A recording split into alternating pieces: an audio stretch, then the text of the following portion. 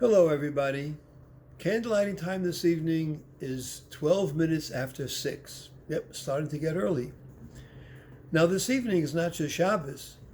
This evening is also the holiday of Sukkos. And in the holiday of Sukkos, we have another mitzvah besides the mitzvah of sitting and eating in the sukkah. We also have the mitzvah of the four kinds, the lulav, the esrog, the hadassim, and the aravis. And when people go out to buy the four kinds, the most important one that they look at is the esrog. Because the esrog, they try to buy one that looks very beautiful, very nice. And the reason for that is because the Torah refers to an esrog as pre-Eitz Hadar, a beautiful fruit. And therefore people will spend a little bit of extra money and try to buy an esrog that's not just kosher, but that it looks very, very nice. And there's a story about a man in Russia many years ago, a poor man, who so much wanted to buy a beautiful esrog, but he couldn't afford it. And he made up his mind that he's going to save up money every single day, put away whatever he can, and then he will have a sizable amount to buy a really, really beautiful esrog. Now, in those days, an esrog would cost about 3 or 4 ruble. But if you wanted to buy something really beautiful, like really nice, it would cost about 40 ruble. And that is the amount that the man had saved up, scrunching and saving for a whole year. And he now had 40 ruble. And he's on his way to the esrog dealer to pick out the nicest esrog he's got, maybe. And on his way, he meets a Jewish man standing on the street and crying. He says, "What happened? What's the matter?"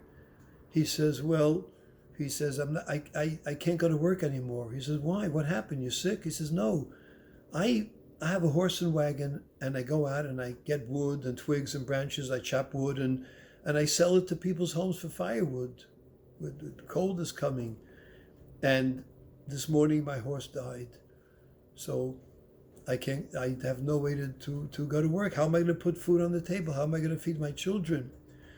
So the man says, "Well, what does it cost to buy a horse?" He says, "I went this morning to the guy and he has a horse for me he'll give me a very good price, 35 ruble, which is a real good price, but I don't even have a half a ruble." The man didn't think twice. He took out 35 ruble. He says, "Here, go buy a horse and go to work." He says, How am I going to repay you? I don't know if I can ever repay you." He says, "You don't have to repay me. You repay me by going to work and being successful, and don't worry about it. Have a good holiday." The man was overjoyed.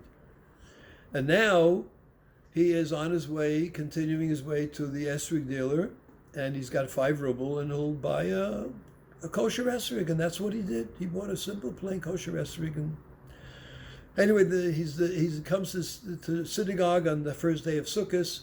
He's there when all the people brought their lulav and esrog, because during the service there's one part where you wave the lulav and esrog in all directions. And the rabbi of the synagogue was a very holy man.